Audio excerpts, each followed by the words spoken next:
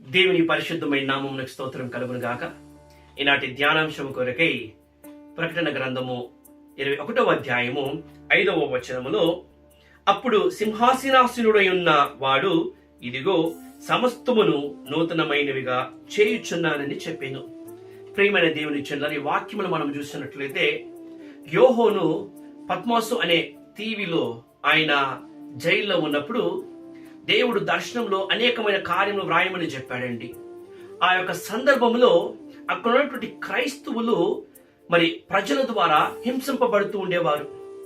యేసుక్రీస్తును అంగీకరించినటువంటి వారందరినీ కూడా అక్కడున్న జనాలు ఏం చేస్తారంటే వారిని హింసించి వారిని చంపేస్తున్నటువంటి ఒక సమయము. ఆ పరిస్థితిలో మాకొక సహాయం లేదా, మాకొక ప్రారంభం లేదా అని చెప్పి వారు ఉన్నటువంటి ఆ పరిస్థితిలో ప్రభు వారికి వాగ్దానం ఇస్తున్నాడు. నేను సకలము నూతనముగా చేస్తానని చెప్పి వారికి వాగ్దానం ఇచ్చాడండి. అదే దేవుడు ఈ రోజు నీకు నాకు కూడా మన జీవితంలో నూతనముగా కార్యములు చేస్తాడని ఆయన వాగ్దానం చేస్తూ ఉన్నాడు.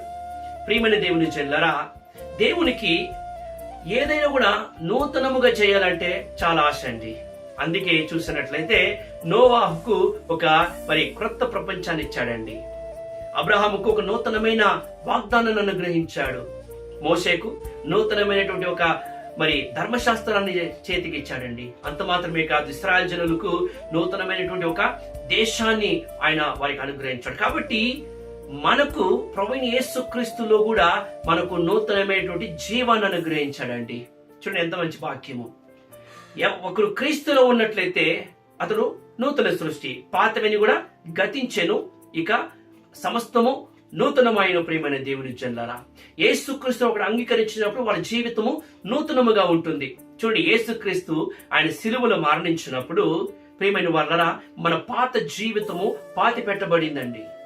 ఆయన ఎప్పుడైతే పునరుత్థానమయ్యాడో అప్పుడు మన యొక్క జీవితంలో ఒక ప్రారంభము కలిగిందండి. ప్రియమైన వాళ్ళరా, మన జీవితంలో ఒక గొప్ప ప్రారంభాన్ని దేవుడు మనకు అనుగ్రహించున్నాడు. కాబట్టి నూతన సంవత్సరం వచ్చినప్పుడు అనేకమైన రెజల్యూషన్స్ తీసుకుంటారండి. ఇక మీదట నేను చెడ్డ అలవాట్లు చేయను, ఇక మీదట నేను చెడ్డ మాటలు మాట్లాడను, అవి చేయను ఇవి చేయను అని చెప్పి అనేకమైన తీర్మానాలు తీసుకుంటారు. అయితే అవి కొన్ని రోజులు మాత్రమే.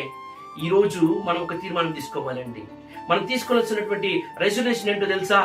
క్రీస్తుతో కూడా నా యొక్క ఐక్యత, క్రీస్తుతో కూడా నా ఒక సహవాసము, ఆయనతో కూడా మన సహవాసం కలిగి జీవించినట్లయితే మన యొక్క తలంపులు మారిపోతుందండి, మన యొక్క యోచనలు మారిపోతుంది, మన యొక్క ఆలోచనలు అవన్నీ కూడా మారిపోయి మన జీవితము నూతనముగా ఉంటుంది. ఎందుకంటే ఒకని యొక్క నడవడిక, వారి యొక్క జీవితము, వారి యొక్క తలంపులు ఎలా ఉంటాయో వాడి జీవితం కూడా అలాగే ఉంటుందండి.